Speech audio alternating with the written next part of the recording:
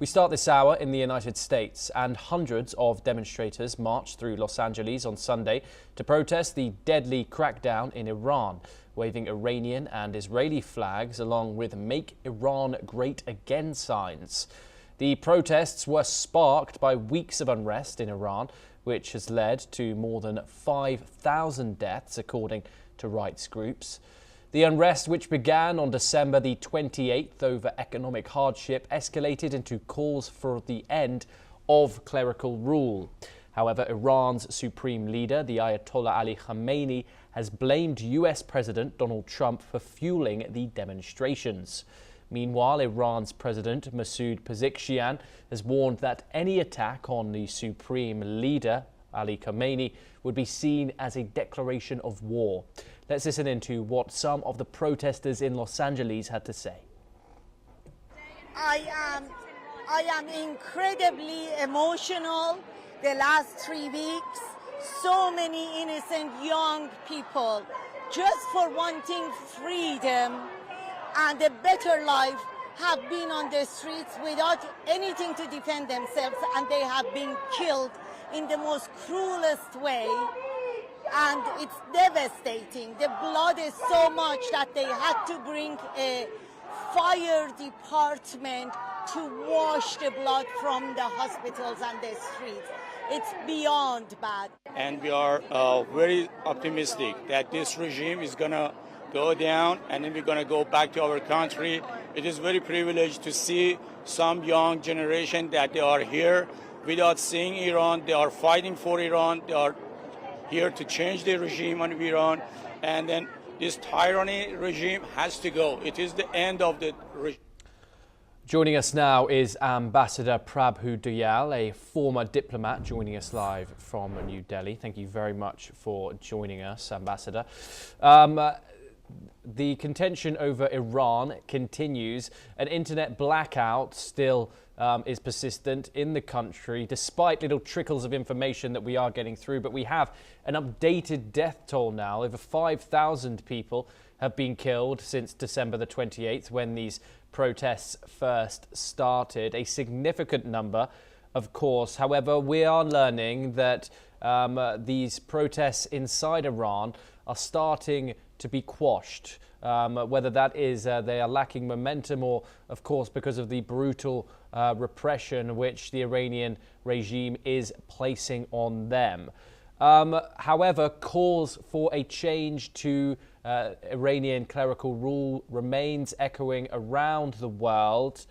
How do you think that this is going to play out? Of course, we saw Donald Trump also reluctantly, supposedly, not commit any strikes so soon on Iran. Ambassador, do you think that might happen? Have we seen a resumption of life as we know it as prior to the protests in Iran? How do you think this will develop? Well, first of all, thanks for having me on your show. Pleasure. You know, I served in Iran in the mid-1990s. Life was very difficult, particularly for Iranians who were not paid very well. The economy was in shambles. There was political repression. But what has happened over time is that the hardships of the people have increased. At my time, the dollar was worth 3,000 riyals. Today, the dollar is worth more than 1.47 million riyals. So in other words, in about 30 years, the currency of Iran has plummeted almost 500 times. So the prices have gone up. Inflation is very high. Food items every month seem to go up by 70%. So this is causing intense hardship.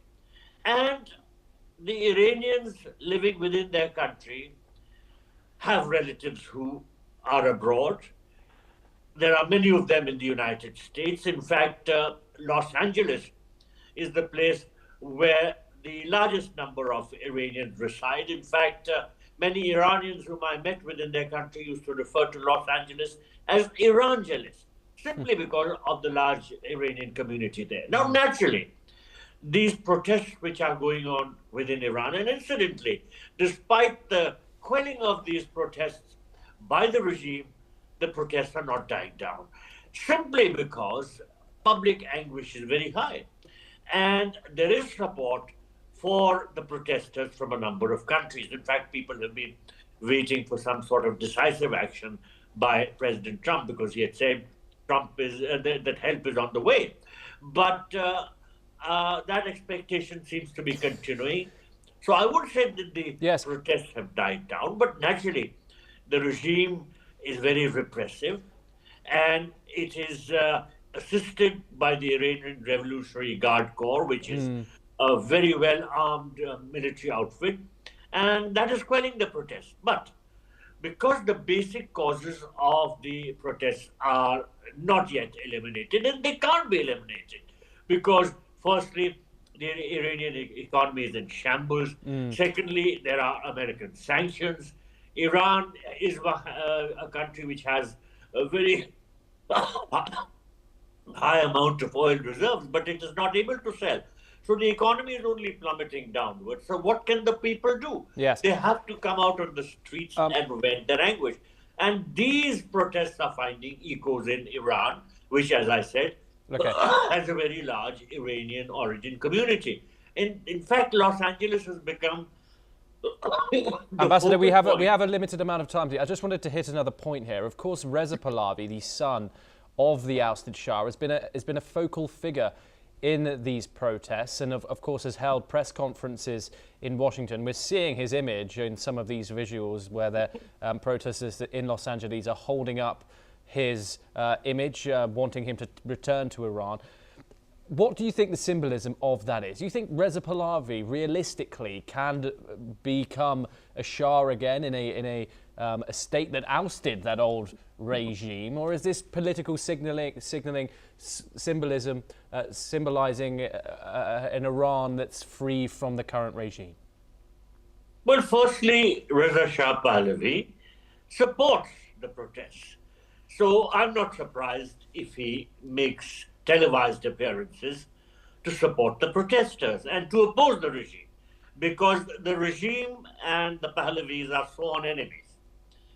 However, his capacity to intervene is limited because of the fact that there is not much of a Pahlavite base left in Iran. However, if a change takes place, if the current mullah regime is ousted, then anything is up in the air. I would rule out a return of the Pahlavis, though of course the possibility of democratically elected government is more likely, and that is something that many nations may find easier to support than a return of the monarchy. But as I said, everything is up in the air. One can't be sure what is going to happen. It is still possible that the regime may hold on because it may repress, and the Americans are busy in so many places. They have got their hands full. Yes. They may or may not be able to intervene in any decisive manner to serve the interests of the protesters or to serve their own interests. So let us see what happens. At the moment, things in Iran appear to be very bad, and they're finding echoes in overseas Iranian communities, particularly in places like Los Angeles, where there is a substantial representation of the Iranians. Do stay with us, Ambassador, as we move to the United States for our next story. And the Pentagon has placed about 1,500 active duty US soldiers on alert for a possible deployment